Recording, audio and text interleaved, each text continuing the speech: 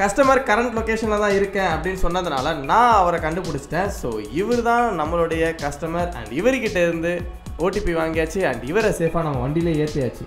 Don't judge book by its cover அப்படின்னு சொல்லுவாங்களே, அது நான் இந்த கஸ்டமருக்கு தாங்க சொல்லுவேன். பிகாஸ் நம்ம ஒரு பர்சனை பார்க்குறோம் அப்படின்னா அவங்கள பார்த்ததும் எடை போட்டுறக்கூடாது அப்படி தாங்க சொல்லுவாங்க. ஸோ அதுக்கான கரெக்டான பர்சன் தான் இவர். பிகாஸ் பார்க்குறதுக்கு ஒரு லோக்கலாக இருந்தாலும் ஆனால் மனசு ரொம்பவே தங்கமான மனசுங்க. அண்ட் அது மட்டும் இல்லை, இவர் ரொம்பவே சாஃப்டாக தாங்க பேசினார் அண்ட் எனக்கு வந்து ஷார்ட்கட்லாம் நிறையா சொல்லி கொடுத்தாரு. இந்த ட்ரிப்பில் ஓலா எவ்வளோ கொடுத்தது அப்படின்னு பார்த்தீங்கன்னா 64 rupees. ஆனால் கஸ்டமருக்கு பார்த்தீங்க அப்படின்னா 54 தான் காமிச்சிது. இந்த ஒரு கஸ்டமர் எனக்கு எவ்வளோ தெரியுமா கொடுத்தாங்க? 80 rupees கொடுத்தாங்க. கிட்டத்தட்ட இந்த ஒரு ரைடில் மட்டும் எனக்கு 26 rupees ப்ராஃபிட்டுங்க. இருக்கிறவன் கூட கொடுக்கறதுக்கு யோசிக்கிற காலத்தில் இவர்கிட்ட இல்லைனாலும் எக்ஸ்ட்ரா கொடுத்து இவர் நம்மளை சந்தோஷப்படுத்துறாரு.